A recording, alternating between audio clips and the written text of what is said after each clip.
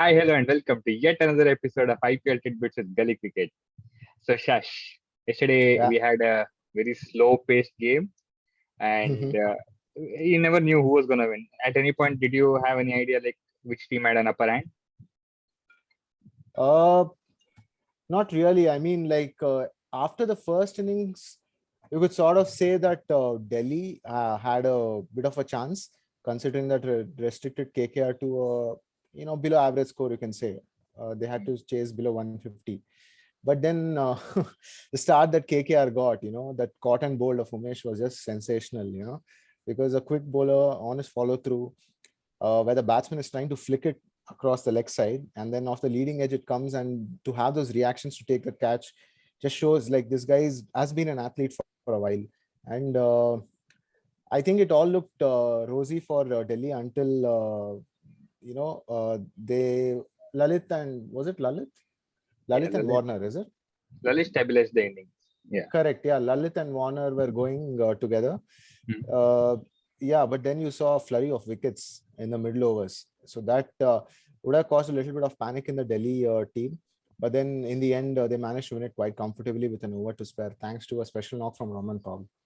Yeah. So, yeah, when it comes to bowling, we have seen this quite often that Rishabh is underutilizing his bowlers. So, Hmm. even yesterday, Sakaria did not bowl his full quota, and I think a bigger crime is not letting Kuldeep bowl his last. He already had 4 wickets, and one more wicket would have like got him the purple cap. So, Hmm. what do you think? Is there some reason, or is it just like miscalculation from Rishabh Singh?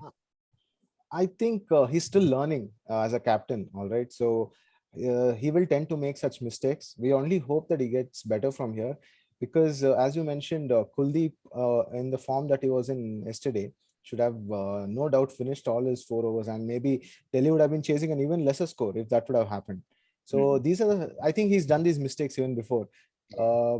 Last season when he bowled Stoinis the last over against Hmm. RCB, and AB took him to the cleaners, and I think even Avesh Khan, right, against the same RCB team.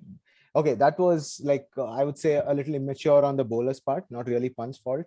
Yeah, but I think he has struggled a few times, like in terms of like getting the right bowlers to bowl the right overs. So that is something I think Ponting and others will also probably reflect upon, because he doesn't want to be making such mistakes in the coming games, because I mean the competition is getting so intense now that everyone wants to get a place in the top four, and I think except for Chennai and Mumbai, everyone else is in the contention. So Exactly. Hmm. it literally makes it like a eight-team IPL now, Yeah. where everyone is throwing their hat in the ring. So in that way, we got to see. I mean, it's turning out to be an interesting phase right now. Yeah. And on the other hand, it's gonna be very difficult for KKR as well because they got a loss. But yeah, talking about this KKR batting, they too do not look like they have a fixed playing 11. Venkatesh Iyer was opening, then started to come at 4-5, and now again back to number one. Don't you think that like affects the players as they won't have a well-defined role? Exactly. I mean, it seems like their mindset is quite scrambled right now.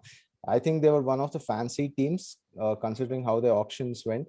I guess some of the key players have not performed for them. They were expecting a lot from Varun Chakravarti, but he's been a big letdown for them. And subsequently, they've had to drop him from the 11 as well yesterday. And then Pat Cummins again has not lived up to his expectation as well. Again, he himself uh, you know, finds himself out of the team. So that is why you saw so many changes. I actually was surprised, that they made so many changes, and I'd never heard about this bowler Harshit before, so it was my first look at him. And even Rinku Singh also, he's been there in the setup for a while, but I think he's not been played regularly. He played quite a decent hand along with Nitesh Rana yesterday, so that is one positive they can sort of see. Yeah, they were definitely 20 to 25 runs short on that pitch. All right.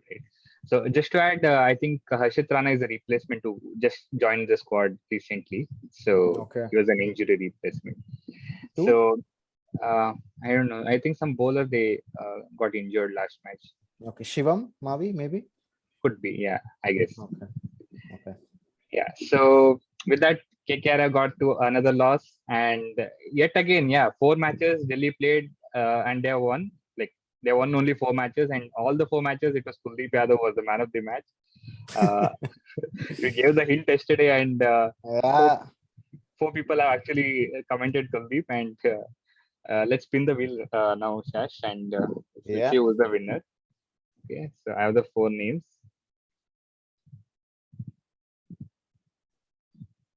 Is it? Oh, Manav Vishanoi. Sorry, Santosh, you missed out again.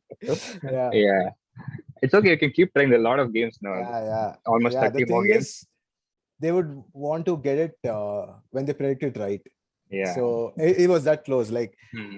it almost tilted towards him, and at the last moment, it went towards Manav. So yeah, Yeah. congratulations, anyways, Manav. Nothing to take away from you. You made the right prediction, and you ended up winning. So well done. All right. So let's move on, Shash. Today again we have another interesting game. So KL Rahul will be playing against the team that he captained last year, and Correct. now if everyone is playing well against their previous franchise, and KL Rahul has been very consistent this year. So what do you think? Can you expect another 50 or maybe 100 from him today? Well, I mean, it can be a possibility. I won't say like definitely he'll score 100 or something like that, but he's going to be playing against a childhood buddy. These are guys who formed quite a few memorable partnerships when they're playing together in Punjab. So they Hmm. would have fond memories of it. But saying that, they would be going head to head this time around. So it will be slightly different for both of them, considering the amount of cricket they played together. So it'll be interesting to see how that pans out. Uh, yeah, I mean, Punjab have come off a win in the previous game against CSK. So probably that would put them in a little bit of confidence, where they finally got their playing 11 right, you can sort of say, with the balance between the bat and the ball. Uh, what was LS? Whom did LSG last play? They played Mumbai, is it? Yeah, Mumbai Indians. Mumbai. So even they've got a win under the belt. So yeah, I mean, again, it's sort of difficult to predict who's going to end up winning this game. All right. So now, Shash, some people need your help in achieving milestones since you have been lucky for players like Shikhar Dhawan and Oh, Narayan. okay. Okay. Narayan. So yeah, so two Well, players are nearing 1,000 runs, and one of them is Deepak Huda who needs 22 runs, and the second one is Marcus Stoinis who needs 14 runs. So what do you think? Who will reach the milestone, or like is it both? well, I would hope that both of them reach, because these are not very big numbers, 22 and 14. Hmm. But yeah, considering that both of them get to bat tonight. So that is also another question, because you don't know. Huda might come in within the first 5 batsmen, but I'm not sure about the role they've given to Stoinis. So yeah, if they both of them get a sufficient or decent amount of time to play, why not? They might well go on and achieve the records that you mentioned. All right. So to the final question of the day, you have already told it that it's difficult to predict, but what do you think? Who has the upper hand? Is it Punjab or LSC? If you just take the number of wins, then I would have to back LSG because they've looked a lot more settled unit. Even though they're a new franchisee, they seem to have most of the bases covered. They have very good all-rounders in the likes of Jason Holder and someone useful like Deepak Huda as well. Krunal Pandya has also contributed with the bat and the ball for them. So these type of utility players will always give another dimension to a team. And I think their value is adds so much more to the team. So that is one thing I would like to say. And coming to Punjab, I mean, Mayank would want to get some runs under his belt, because he's someone, being the captain, has also struggled a bit. He's got just 150. They would again like Dhawan to continue his form if possible. If the openers get them off to a good start, then the power that Punjab has in the middle order. So they would also want Bairstow to make some contribution if he does get the time to bat as well, because he's not been performing as per expectation. So these are some of the things that I would look ahead for. Yeah, but if you just go by the number of wins, I would just back LSG. All right. So both the teams will be looking for a win. LSG so that they can get into top four, and Punjab so that they are in contention for the playoffs.